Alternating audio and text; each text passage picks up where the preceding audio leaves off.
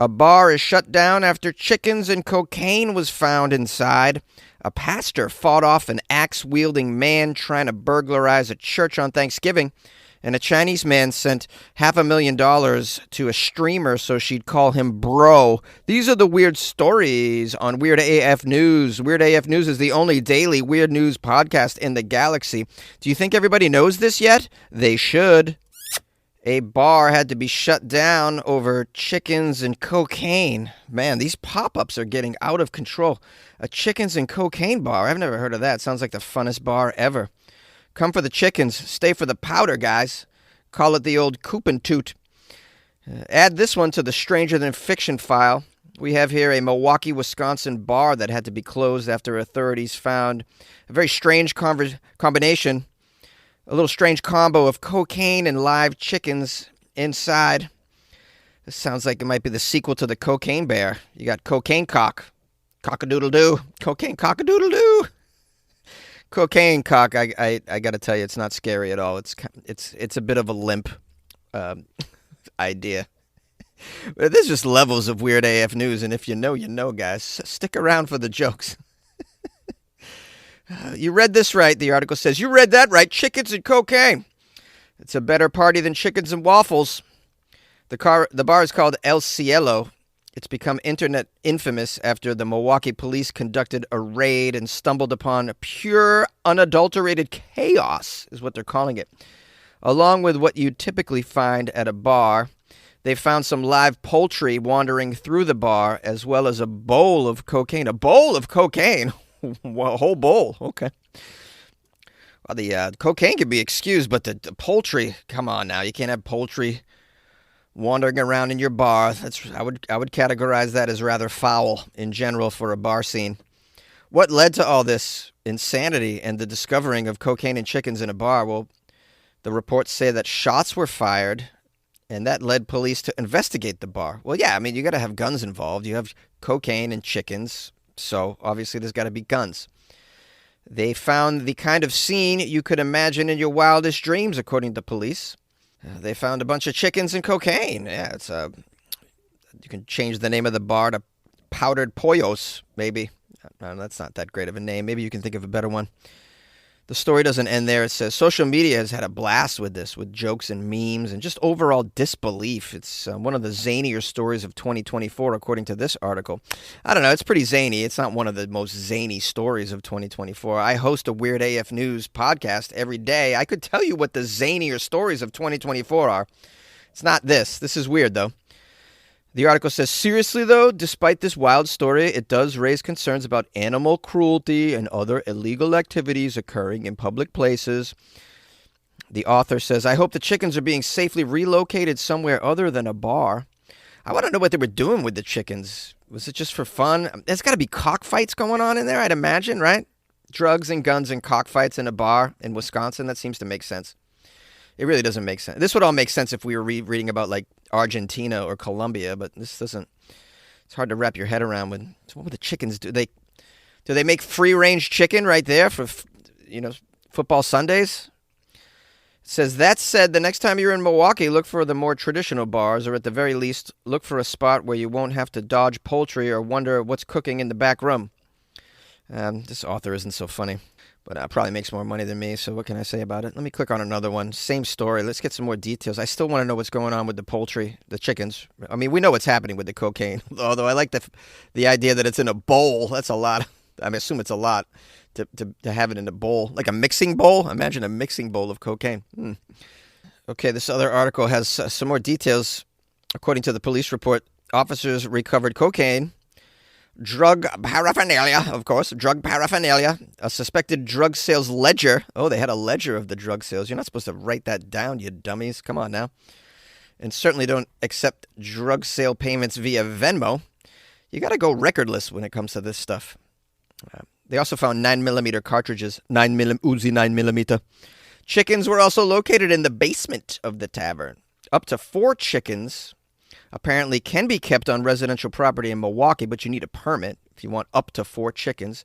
And the chickens can't be in your basement or inside. They must be in outdoor coops. We're just learning the chicken protocol in Wisconsin. Can't obviously have over 4 chickens in a domicile, certainly not in the basement of a bar. They interviewed the bar owner. I think I just hit puberty there. You're welcome. His name's Ruben Coyotl, and he was interviewed. He's accused of shooting a gun out the window, which is what brought the police to the property in the first place. You don't want to be shooting, you blasted your gun at the bar that you own. It's going to raise eyebrows. People are going to come by. They're going to find your chickens. They're going to find your bowls of cocaine, sir, and your Uzi 9mm. Now, this guy Ruben denied that it was him shooting the guns. He said it was a random person on the sidewalk out in front. Nah, dude, you got to say it's off your property. And then Ruben also said the bowl of cocaine that the police found inside the building was not his. I do not claim ownership of that bowl of cocaine. You should. You know, it makes you look like a fun guy. You're going to get a lot of invitations for Christmas and New Year's parties. He did admit to the media he was raising a couple of chickens in the basement near the beer storage. He explained he planned to eat them. That was it. So nothing exciting about what was going to go on with the chickens.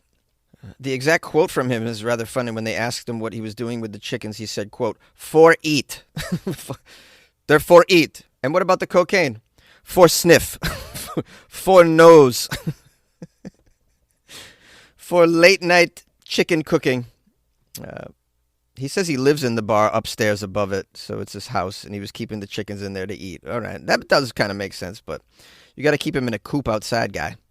Now, the local council in the city voted to revoke Ruben's license at their meeting on Tuesday, and the chickens were taken to the Milwaukee area domestic animal control by the police. One was euthanized because of its condition, and the other was returned to Ruben's.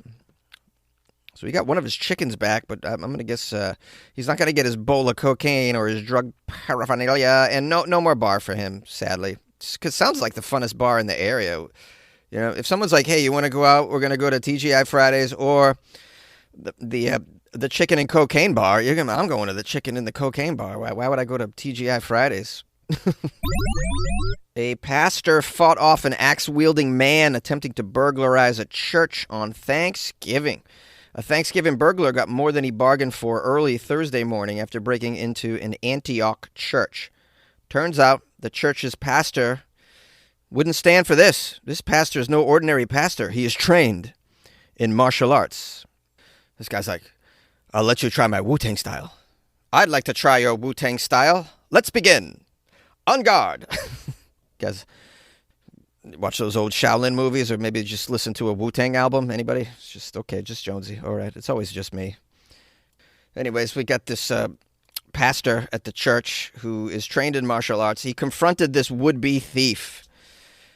Here's a quote from Pastor Nick. Nick says, "I shouted at him to stop, and then the police were on their way, and he ran, and I grabbed a hold of him, and we ended up wrestling in the parking lot of the church. Whoosh, whoosh, whoosh. I showed him my Wu-Tang style." I don't think he talks like that, but I just thought I would do an impression of those old kung fu overdubs because they're so funny. "I shouted at him. You're not going anywhere. This is Thanksgiving, burglar. How dare you? Ha! On guard." Okay, so they're wrestling in the parking lot. I guess the burglar took on his offer. "Would you like to wrestle in the parking lot?" "Yes. I'll show you my ground game." Little did the burglar know the pastor's trained in martial arts. Here's a quote from Pastor Nick again. "I like to stay fit, and I studied in some jiu-jitsu and kickboxing, and I have a mixed martial arts background. So it was very helpful to be able to grapple with this gentleman without having to do much harm to him." He even sounds like them. This gentleman. Because they were in those movies, they're so respectful when they challenge each other. After 12 to 15 minutes of wrestling, the burglar ran out of steam until the police arrived. Pastor Nick continues his play-by-play. "I was able to pin him to the ground, and then he got up to try to get away several times, but basically just trying to wear him out, because I knew I could outlast him with my Wu-Tang style." The 46-year-old Pastor Nick says the church prides itself on helping others. In fact, they just provided groceries for 130 families in need. He said the intruder didn't even need to steal. If he needed some Thanksgiving din, he could have just had his own. They would have gave it to him. Nick says it's just ironic. If he had come a couple days earlier, he would have been blessed and get some food, and he would have been cared for. But he decided instead to smash windows and completely desecrate the property and do something that's going to hurt the ministries. And around Thanksgiving, it's doubly insulting. So I showed him my Wu-Tang style. Ah, ah, ah, ah, ah, ah, ah, ah, ah. Yes, that's right. God works in very mysterious ways. And other times, whoosh, God just kicks your ass. A Chinese man sent $500,000 to a live streamer so she'd call him bro. That's it. That's all he wanted. Wanted to be called bro. Paid $500,000. Psh, man, I've been broing around this town for free for years. I should be making mofos pay the bro toll, man. I didn't know I could get $500,000. I'll call you bro for $50. I'll actually be your bro legally. I'll sign paperwork to be your bro for, I don't know, $5,000 will do it. I'll call you daddy too. For an extra 100. An extra hundo, I'll call you daddy. This guy in China, I assume he's lonely. He's raised eyebrows after using his family's life savings and stealing hundreds of thousands of dollars to send to a live streamer. Wow, this guy had a family and he did this? I thought this was just some pathetic, lonely dude. I mean, he's probably lonely still. He's definitely pathetic. Giving $500,000 to a live streamer. These live streamers, don't give them your money, man. If you send money to a live streamer, you're stupid. You're just dumb. It's extremely common for fans of streamers, it says, to show appreciation for their content by sending them money and gifts and subscribing to them. But one man in China took his obsession of a streamer very, very far. One would say too far. A man with the surname Hong became so enthralled and in love with the streamer, calling him brother, quote, brother, that he ended up draining his family of their life savings to send her cash for calling him brother. Very odd. Brother, it must mean something else in Chinese. This translation of it is probably off. The man even resorted to just eating plain steamed buns while sending everything he had to this creator. Eventually, his family cut off access to their funds so that Hong resorted to breaking the law, stealing funds to send to the live streamer. This is crazy. The man was making deliveries as part of his family's hardware business. He began stealing copper materials and sold the items to waste recycling stations for the cash to send to the live streamer. However, when a significant amount of copper went missing, a factory contacted the police and Hong ended up turning himself in over this crime. When the authorities showed they had evidence of his financial transactions, Hong confessed to a total of 40 thefts. In total, he stole $316,000, of all of which went to the streamer. He claimed, quote, I didn't want to meet her. I just wanted to hear her call me brother or bro. Dude, man, you could just go to Glendale and everybody calls you bro. Just, hey, bro. Hey, bro. Hey, bro. Nice Beamer, bro. Hey, bro. Guys in Beamers with black turtlenecks wearing a lot of cologne will call you bro in Glendale for free, dude, for free. Or you could go to Laguna Beach and they'll call you brah. And they'll do that for free too, Hong. It's a little late now. I can't save this man, this idiot. All right, there's a photo of the streamer here. This is ridiculous. How do I become a cute Asian woman? I don't want to work. You know, here I am recording a podcast in a closet like 5 days a week for no thousands of dollars, and this lady gets thousands of dollars for just calling someone bro or doing nothing. I'd imagine she made most of that money before she even called him bro. She just withheld it. Oh, yeah, I need to look this term up because I think it means something else. All right, yeah, this is not really the exact translation. Yes, it does translate into brother, but as in, Chinese characters, they change meaning depending on the context that they're used in. So when this is used in a sort of romantic or a sexy context, it's a slang word that basically means like daddy or baby, something like that. So it's like, call me daddy. Still, I mean, that's a lot of money to pay to have someone call you daddy. I'll call you daddy for $5. I'll call you daddy. I'll even go another level. I'll call you my paisan. Hey, I mean, that's like the ultimate Italian compliment. Hey, come here, my paisan. I'll call you paisan, and I'll make you brajol for $500, Hong. And this guy's definitely never tried brajol. That would blow a Chinese man's mind. You guys know about the brajol? Don't ask me to spell it. I can't. Okay, back to the article. In total, he sent this creator. I love how they call them creators. They're not creators, man. All right, I'm a creator. I create something from nothing and spend time doing it. These people just turn on their cameras and sit there, look pretty, powder their nose, and push record. So stupid. Makes so much money. This guy sent the creator 4 million won total, which is about $550,000, which shocked the online community. I scrolled through the comments. A lot of people are like, this streamer should give the money back. And I don't know. They're kind of shifting the responsibility off this moron who gave away his family's fortune. Like, this guy shouldn't be let off the hook. If he went to the Golden Nugget Casino and dropped $500,000, would you tell the casino that they should refund his money? I don't think so. You play stupid games, you win stupid prizes. You know, it's sad. I mean, this happens often. You know, you probably witnessed your friend being taken in. It could be a girlfriend. It could be a stripper. I mean, how many times you've seen your buddy at the strip club? I think she likes me, man. I mean, men need lessons. You know, when you teach sex ed in school, also teach men that the stripper doesn't love you, bro. Bro, the stripper isn't going to be your girlfriend. All right. Teach people wingman lessons. You know, how to navigate the friend zone. There's these other things we need to learn at around the time of puberty. Otherwise, you know, men do really dumb things with their money and their life, like this idiot. That being said, I would just be tickled to death if my listeners would start calling me podcast daddy or pod daddy. If you would call me pod daddy from now on.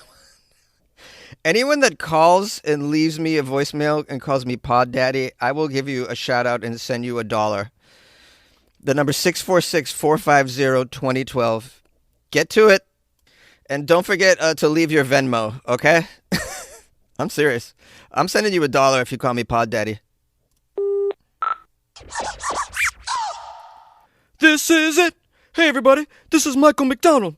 And I just want you to know that I love Weird AF News.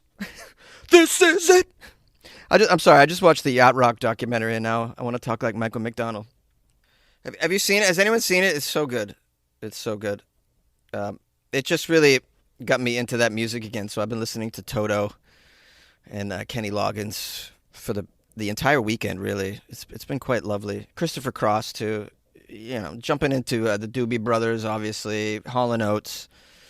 Just keeping the Yacht Rock playlist on loop the whole weekend. It's been very rewarding. I recommend it highly. I recommend the documentary too. I posted the trailer in the Patreon reminding everyone that they need to check that out. It's on HBO Max. I'm not shilling for HBO Max. I'm just saying that's where it's at. Anyways, I love weird documentaries, and that was a weird one. So also watched a weird documentary by Werner Herzog about trappers in Siberia. It's an older documentary. Wow, it blew my mind, man. You know, it's really good to watch documentaries about people suffering to get by. It gives you a whole new perspective. You know, I mean, these people in Siberia struggling every day is a struggle to live. Like, it's insane, and it just made me so grateful that I came out of a vagina in the United States in modern times.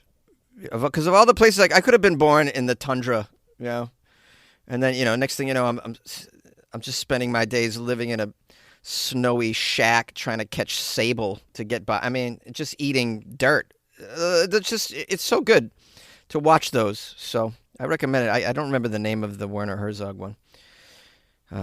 So I also watched a real weird documentary about Slab City, which is out here in the California desert. It's over near the Salton Sea. I visited the place, and it's one of the strangest places in the country.